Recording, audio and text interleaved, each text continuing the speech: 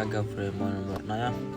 Saya Fakultas Ilmu Komputer, Prodi Informatika dengan NPM 1215520123004. Saya mahasiswa dari Universitas Kristen Indonesia Maluku. Subtopik yang saya bahas adalah 1. Definisi usability, 2. Prinsip-prinsip usability, 3. Penentu keberhasilan sistem, 4. Komponen penentu daya guna, 5. Menguji daya guna, 6. Daya guna heuristik. Yang pertama, definisi usability. Usability berasal dari kata usable yang berarti dapat digunakan dengan baik. Usability sendiri lebih tepat dikategorikan sebagai paradigma dari sebuah aplikasi, baik dari sisi perangkat lunak maupun perangkat keras, yang menggambarkan tingkat kenyamanan pemakaian dari sisi pengguna. Definisi dari usability sendiri menurut ISO atau International Standard Organization adalah efektivitas, efisiensi, dan kepuasan dengan yang satu set tertentu pengguna dapat mencapai satu set tugas tertentu di lingkungan tertentu. Yang kedua, prinsip usability. Prinsip usability adalah prinsip bakat, kemampuan, ketangkasan yang dapat dipergunakan dalam pembelajaran perusahaan dalam diri manusia sendiri. Prinsip yang utama adalah 1. Learnability. Learnability adalah suatu keadaan ketika seorang pengguna pemula mampu mempelajari sistem dan memanfaatkan sistem secara optimal. Yang kedua, flexibility. Sebuah sistem yang dianggapi memenuhi usability diharapkan dapat dioperasikan dengan prosedur yang tidak kaku. Yang ketiga, robustness.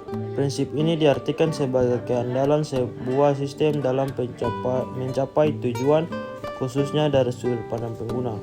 Yang keempat, attitude. Attitude berkaitan dengan sejauh mana user merasa nyaman bekerja dengan sistem. Yang ketiga, penentu keberhasilan sistem. Yang pertama, berguna atau useful. Sistem yang berfungsi seperti yang diinginkan oleh penggunanya. Yang kedua, dapat digunakan atau usable, yaitu sistem yang mudah dioperasikan. Yang ketiga, digunakan atau used, yaitu sistem yang memotivasi penggunanya untuk menggunakannya, menarik, menyenangkan, dan yang keempat, komponen penentu gaya guna.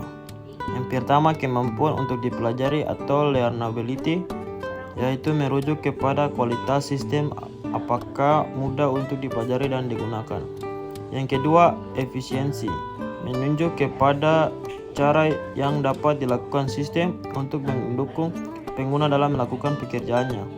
Yang ketiga, mudah diingat atau memorability, yaitu menunjuk kepada kemampuan mudah diingat lagi alurnya setelah tidak digunakan lagi dalam jangka waktu tertentu. Yang keempat, kesalahan dan keamanan, yaitu melibatkan perlindungan kepada pengguna terhadap kondisi dan situasi yang tidak diinginkan dan berbahaya. Sistem sebaiknya mempunyai berbagai fasilitas pertolongan untuk pengguna dalam sembarang situasi untuk menghindarkan mereka dari melakukan kesalahan yang tidak sengaja.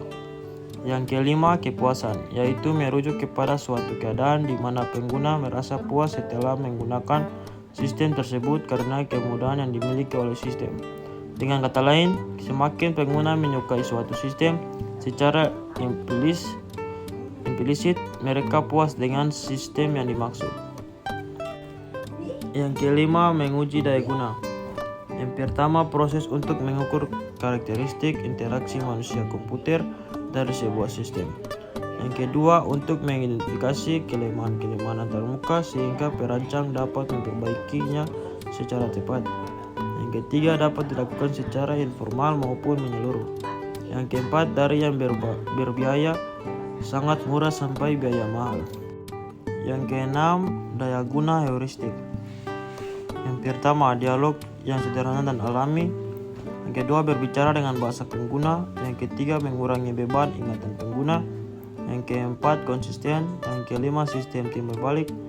Yang keenam, jalan kedua dan jelas. Yang ketujuh, jalan pintas. Yang kedelapan, pesan kesalahan yang baik. Yang kesembilan, mencegah kesalahan. Yang ke-10, bantuan dan dokumentasi. Di samping ini adalah referensi yang saya ambil. Sekian dari saya, apabila ada kesalahan kata dalam video ini saya minta maaf. Sekian dan terima kasih.